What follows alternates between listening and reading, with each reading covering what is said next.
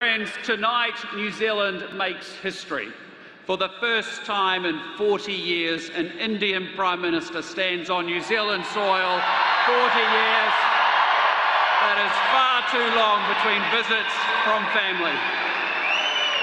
Far too long from visits from family. But Prime Minister Modi, let me say, on behalf of 5 million New Zealanders, you are worth the wait.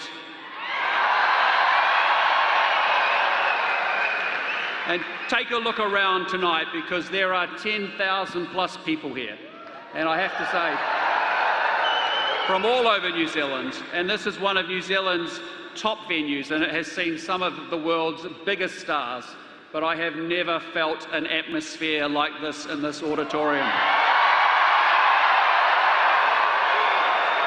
And this isn't just a crowd, it feels like a family reunion that's been waiting 40 years in the making. Prime Minister, the friendship between our two countries has never been stronger. And when I visited you in Delhi last year, you welcomed us like family, and you said something that I have never forgotten. You called the Indian community here in New Zealand a living bridge between our two nations. And tonight, standing in this room, we see that bridge in full.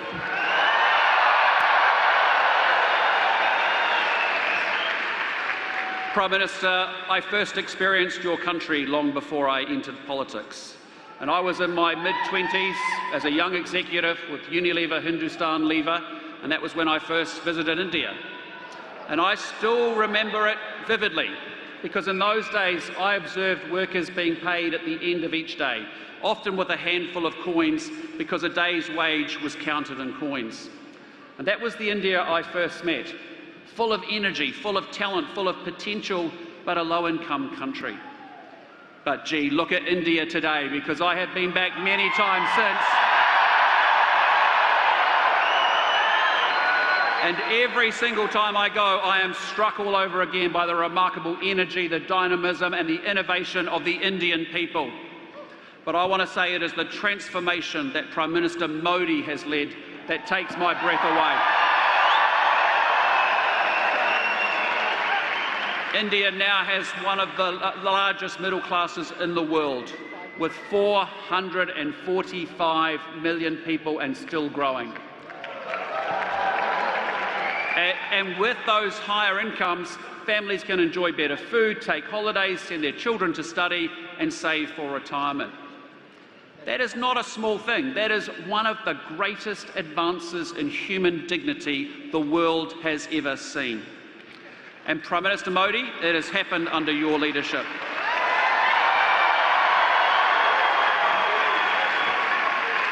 In just the last decade, 250 million Indians were lifted out of poverty. The number of airports more than doubled to 157. About 95,000 kilometres of brand new highways have been built. I'm telling you, that's enough to drive from New Zealand to India and back again 8 times.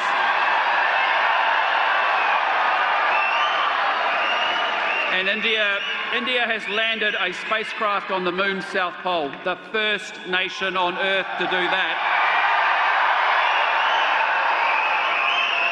It hosted the G20, and it will soon be the world's 3rd largest economy. The 21st century will be shaped by India, and New Zealand wants to help build that future with you. And that is why this year we did something historic together. We signed the New Zealand-India Free Trade Agreement, opening a market of 1.4 billion people to our Kiwi exporters, and also creating opportunities for Indian businesses here in New Zealand. I'm telling you, India is not just a country we trade with. It is a country that we grow with, and most importantly, it is a country we trust. For many years, people said an India-New Zealand free trade agreement was impossible. Well, Prime Minister Modi and I did it, and we got that deal done in record time.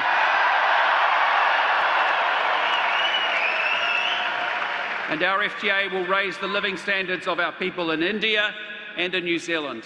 It's everyone in the room here tonight and across the whole of New Zealand and India who benefits through more jobs, higher incomes and better opportunities. But here's the thing. You don't have to fly to Delhi or Mumbai to see India's energy and ambition. It is right here. It is in the room.